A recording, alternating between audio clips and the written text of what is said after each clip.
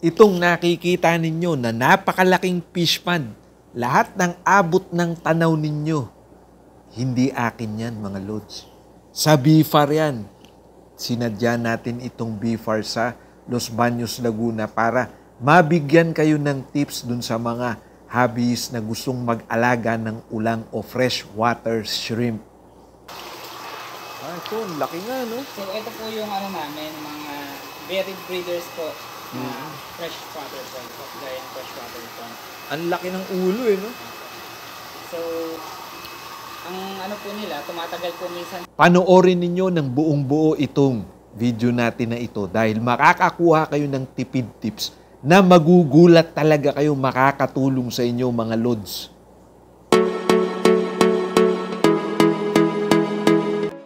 Welcome back mga lodi at mga tropa dito sa ating channel. Ang content naman natin ngayon ay tungkol sa giant freshwater shrimp. Giant talaga. Dito ito sa BFAR sa may Los Baños, Laguna. Bibigyan tayo ng tips kung paano mag-alaga nito. Laki nga, no? So, ito po yung namin, mga varied breeders po na freshwater pond po, giant freshwater pond. Ang laki ng ulo, no? So, ang po nila, tumatagal po minsan sila, depende po sa color ng eggs. So, kapag orange egg po, mostly mga 3 weeks po bago mag-hatch yung kanilang mga eggs po. Parang female to. Apo, di bali po ito ay brackish na po. Kinokondisyon na po namin yung breeders para po once na mag-spawn na po siya ng egg, nasa brackish water na po. Tama. Once na nakita nyo may eggs na, lipat na siya sa brackish water.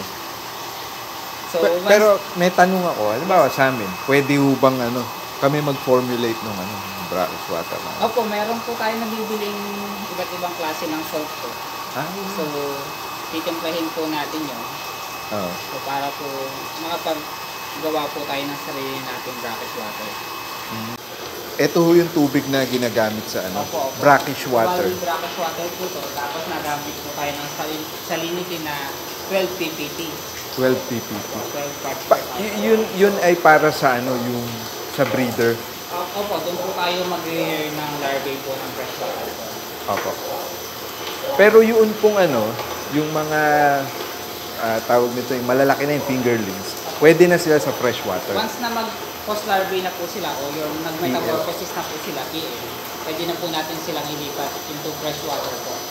So, once na freshwater po, doon na po magsisimula yung kanilang blowout. Pero pagka magbe-breed na sila sa brackish water, yes po, nangangailangan po sila ng brackish water para po mag-rear po yung kanilang mga larvae. Thank you. So, dito naman po, kaya po brackish water na to.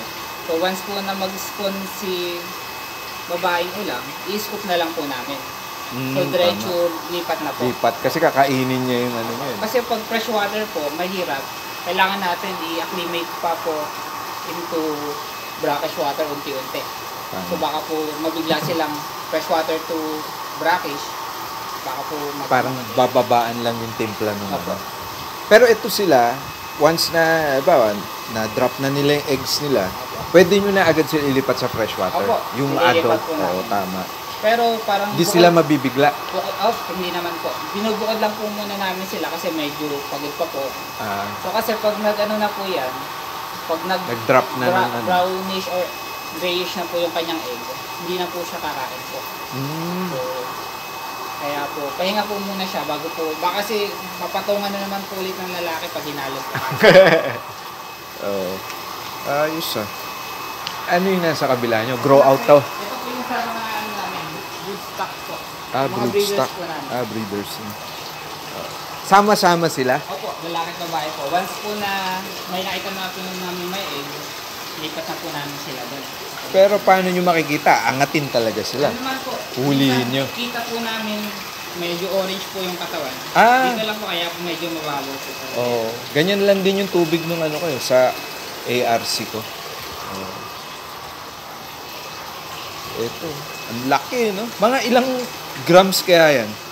Siguro nasa 300 grams yung isang peraso niyan. No? Meron nga po sa parang, ayun, may egg po. Kita po. Kita nga, no? May egg siya. Sa gilid, iba yung kulay niya. Eh. Siguro yung mga dark color, yung iba dyan lalaki. Opo. Tsaka po sa may mapapansin mo natin, yung mga kulo po nila. Mas malaki. Dominant po yung kulo ng lalaki. Oo, mas mahaba, mas malalaki. Ayun po yung isang indication natin para malaman po yung lalaki sa babae. Yun lang ang problema dito sa breeding. Pero pagka i-grow out mo lang sila para kainin, madali siya. Opo. Sa breeding nga po talaga. Anong pinapakain pala dito? Di bali po, kami dito po, ang binibigay na po namin yung sinker na pang tilapia. Yung sinkable pellet, yung PO1, PO2, gano'n. Tama. Gaano kadami po yun sa isang piraso? Minsan po dito, lalo pag brood stock po, minsan ano na lang kami. Tuwing gabi lang binibigay? Yung naman, umaga at hapon po. Pero pwede naman po, depende po sa inyo. Umaga, tanghali, hapon. Umaga, hapon po. Basta make sure po natin, sa gabi, dadamihan po natin. Kasi nocturnal po sila, masakit po sila. Tama. Pero kailangan talaga, may aerator sila. Tsaka yung pump. Opo, kung sa mga tank po, ganitong tank. Mas okay po talaga. Yung sa akin kasi, 4x8 yung sukat ng plywood. Tapos halos ganito din kataas. Pero ang tubig niya, ganyan lang din.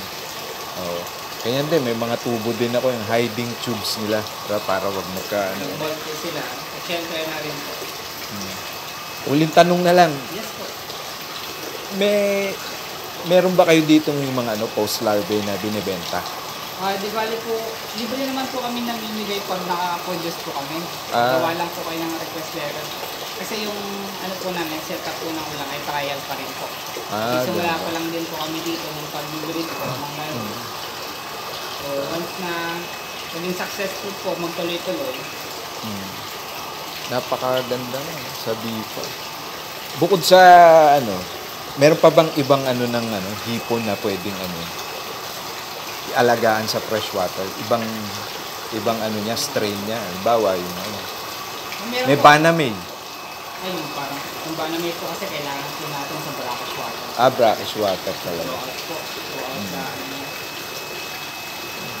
Yung ito po kaya macroback yung po, Rosenberg yung parang pinopromote. Kasi po siya po talaga yung malaki. Oo. Parang sugpo, ganun po. Mas malaki pa sa sugpo yan. Nakikita. Maximum niya, yung weight niya. Hindi, ayun, sa aabot ng kalahating kilo, 500 grams. Lalampas ang isang peraso. Ang pinaka, pong balita ko dito sa Kabinti, yung Basel program po namin. Parang doon po, nakapana po sila, parang 600 grammers isang peraso. Laki So yung sa Bulacan naman po, kwento po nung sa toss po, sa brackish water toss po namin sa Bulacan area po.